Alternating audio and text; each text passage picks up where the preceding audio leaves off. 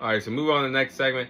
I'll be sharing my thoughts on Greg Popovich stepping down as the San Antonio Spurs head coach. So, the time has come. It's an end of an era in San Antonio, and Greg Popovich stepped down as the head coach of the San Antonio Spurs last week, but he will still be continuing to be a part of the San Antonio Spurs organization, just in a different role. He will be the president of the Spurs basketball operations from here on out. But my thoughts on Greg Popovich stepping down, it sucks to see because you're just, from my perspective, my NBA childhood is coming to an end, and it's sad to accept the reality of it. Little by little, piece by piece, it's coming to an end. But Greg Popovich, seeing him step down, I think is best for his health moving forward. But man, Greg Popovich was one of, if not the greatest NBA head coach of all time, my favorite NBA head coach of all time.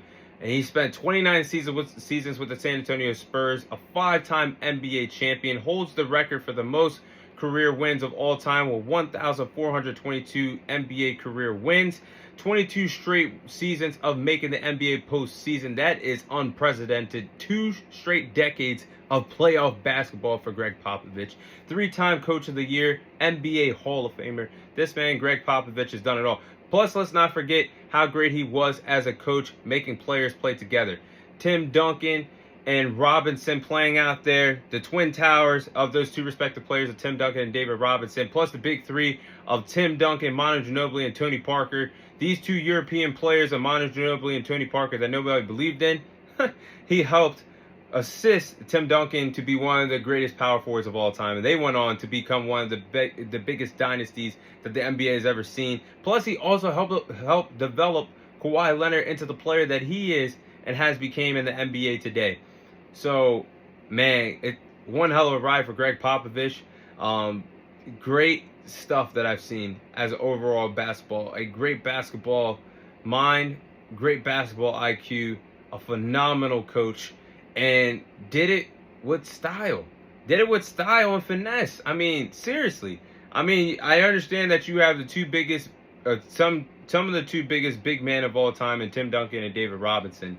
But Manu Ginobili and Tony Parker were not supposed to be this good in their respective NBA careers, but it all came down to coaching. Manu Ginobili being the sixth man that he was to make this thing work, be a great player coming off the bench for all those years in San Antonio. It paid off. Greg Popovich is a 5-time NBA champion.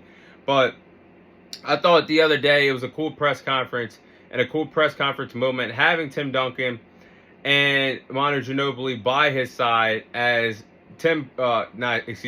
as Greg Popovich took his jacket off, and he said, the shirt said, he had the shirt on El Jefe, and Greg Popovich said, "I'm no longer coach, I'm El Jefe."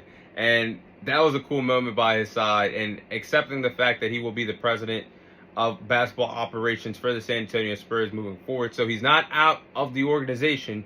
He's making better decisions for the organization, just won't be on the sidelines anymore, courtside, coaching in the NBA atmosphere anymore. But all-time great, one hell of a career as a coach for Greg Popovich. So there has to be a replacement. So who should be the next head coach for the San Antonio Spurs? Guys, this is a layup. This is honestly a layup. The next head coach for the San Antonio Spurs should be Michael Malone. And here's why. Michael Malone is a former NBA champion, helped the Denver Nuggets win their only NBA title in franchise history in 2023, and has helped the Denver Nuggets for countless years be a contending team out there in the Western Conference. Now, Greg Popovich already thinks highly of Michael Malone. So, again, this is a layup. But Michael Malone just is a good fit for the San Antonio Spurs team, I think, that's very young. And he could bring the best out of Victor Wembanyama. I think he could bring the best basketball skill set out of Victor Wembanyama, just like he did with Nikola Jokic out there in Denver. And what do the Spurs have? They have a talented guard in De'Aaron Fox. You guys saw in the sample size of games, of the 3 to 5 games we've seen De'Aaron Fox and Victor Wembanyama play together. The pick and roll game already that these two respective players had was incredible. And what worked in Denver? The pick and roll game of Jamal Murray and Nikola Jokic. I'm just saying, and he brought the best out of Jamal Murray as well. Michael Malone is a successful NBA coach. What better way to have a replacement for Greg Popovich than get the best head coach available this NBA offseason in Michael Malone. Plus, this team has a total of $156 million in cap space, and they have 2 lottery picks for the NBA draft this summer. This is a layup and a great way to get Michael Malone in San Antonio. Go ahead, Greg Popovich and the San Antonio Spurs, make the call to make Michael Malone your next NBA head coach, because I think this is an intriguing place for any head coach to go. Building around Victor Wembanyama, building around De'Aaron Fox, building around Stephon Castle with 2 lottery picks. And who's to say they don't get lucky and get the first overall pick with 2 lottery picks?